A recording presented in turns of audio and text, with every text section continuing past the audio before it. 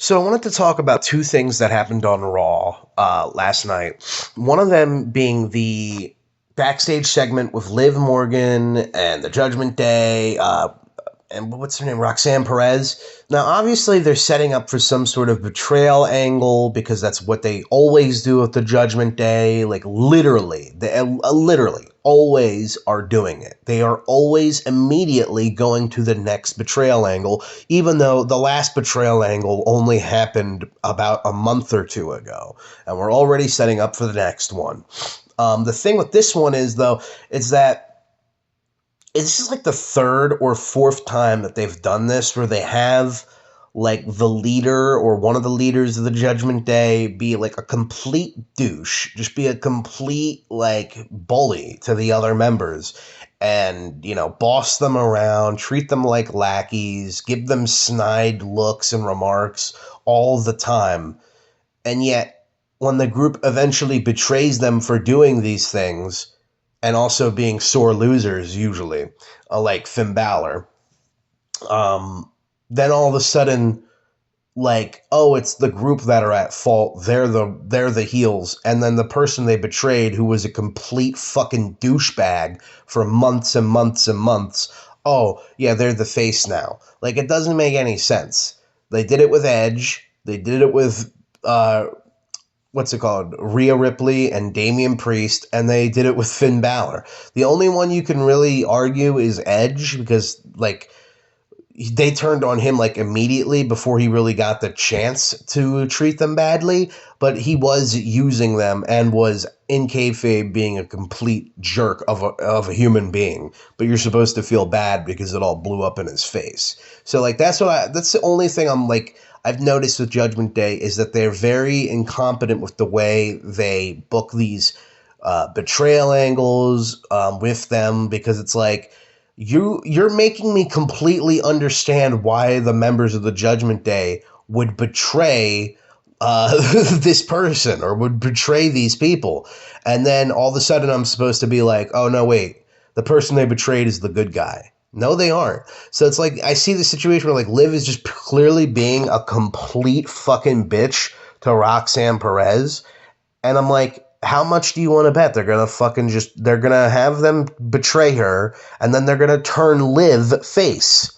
Like they've done this, I think, 4 times now.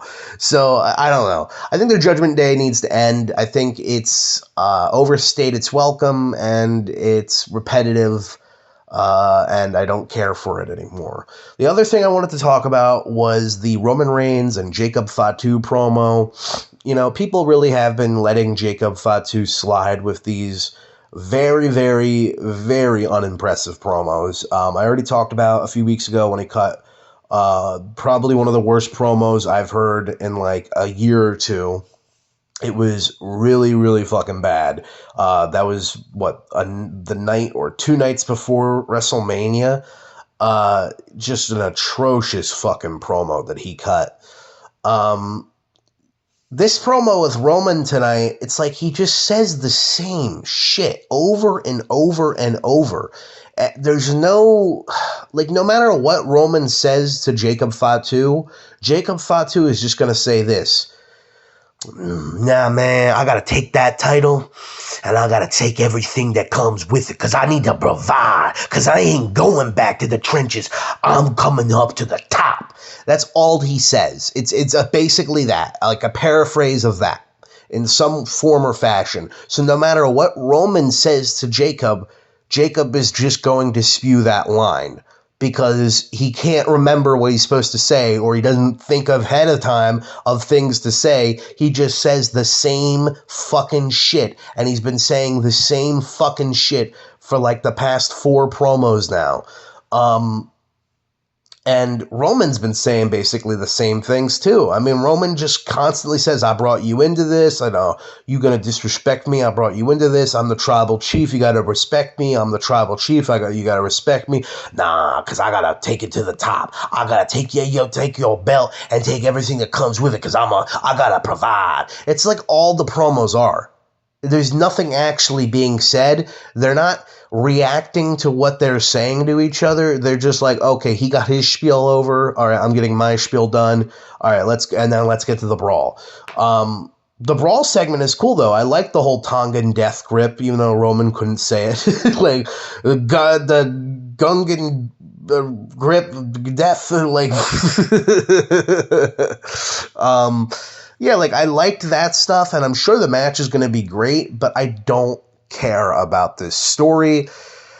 Don't believe Jacob as the next world champion. Maybe they'll give it to him with the Usos betraying Roman. I don't care. The bloodline stuff is tired and repetitive, and I feel like we've seen this all before. And I think it would have been better to just keep the belt on Punk. Especially now that you find out that Roman is going to be gone for all of June, which is pretty ridiculous. Especially after he was like, oh yeah, I'll be here all summer. Yeah, okay. Yeah, not very good. Not very impressed with it, and I think a lot of people want to be nice to Jacob for some reason. They're always very forgiving with him. And people actually go, yeah, I think this was a fine promo. Like, it wasn't a fine promo. It wasn't.